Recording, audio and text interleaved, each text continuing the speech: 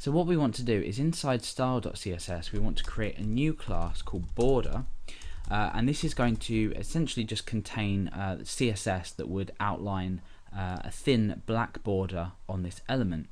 Then what we're going to do is as we hover over this, we're going to change the border of this to black, and then it will make it look a bit more like we're able to drop something. So this border class here is just going to be border 1 pixel. It's going to be solid and black. So now that we've got this class set up with a border of 1 pixel, solid and black, we can apply it into here. So I'm just going to write border.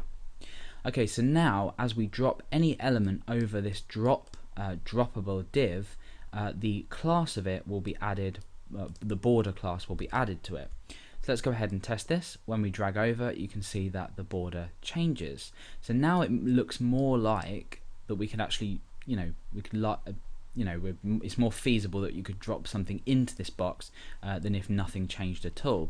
So it works as you hover out or as you come out as well. So it's only as we're hovering over this that we actually get this this border appear. Okay, so now that we've created this, we need to find a way of creating a tolerance as to when this is actually classed as hovering over and has the ability to drop inside. So at the moment we have the default tolerance set. However, what we're going to do is change this. So I'm going to create a new option, tolerance, and this is going to be equal to either fit, intersect, pointer, or touch. So the fit, let's go through the first option, or the value for this first option is fit. Now fit means that the draggable, which is this here, has to completely be inside of this div here. So as at the moment you can see that if I was to drag it from here, as my cursor reaches the first part of this element, or sorry, the middle of this draggable object reaches the first part of this element, that's overlapped by at least 50%, and that's the intersect option. So that's the default option. So at the moment 50%, and it looks droppable. So fit will mean, if we refresh, that we notice now that we have to have the whole of the element inside of this to be able to drop it. So it works, I guess, a bit better, you could say, a bit more sort of like naturally, as we fit the whole of the element inside. That then means that we're able to drop it inside. So that's the fit. As I said before, intersect is the default. It will work exactly the same way. So at least 50% of it inside means that it's droppable. Let's look at the next option, which is pointer, and this is when the mouse pointer itself overlaps the droppable. So if I grab this element from the very end and force that in, as soon as my mouse pointer enters this div, that means that it is droppable. So I could do it from the front, or there, take it there and drop it just in like that. So that's the pointer value for this tolerance option. We've also got touch, which is when the element that you are dragging touches it by any amount whatsoever.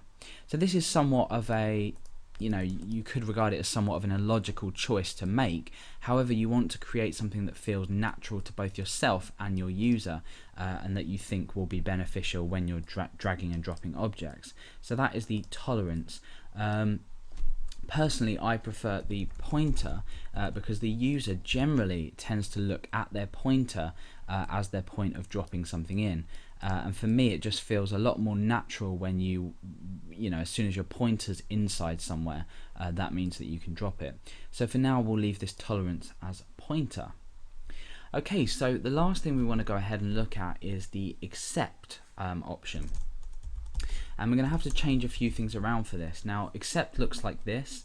It's just the option name is accept, and we can provide a particular group of objects by class that we want to allow to be dropped into here. So for example, let's go ahead and change this span from drag me, and let's create a few more names. But first of all, I'm going to give this a class of name, and I'm going to copy this and paste that down, and I'm going to enter, say, Alex in there and Billy in there. Let's put a slash after that. And then the last one, I'm going to give a class of place, and I am going to write London. So now we have something that looks like this. At the moment, nothing is dragging at all because we haven't picked up on this in UI.js here. However, we're going to be changing that around in just a moment. So this is our drop area. It's remained the same. However, what we want is only specific elements based on the class, so name or place, to be allowed to drop inside here. Now you might be wondering why we do this. Now let's just say you had particular elements you wanted in particular boxes. For example, you might have another div next to this one,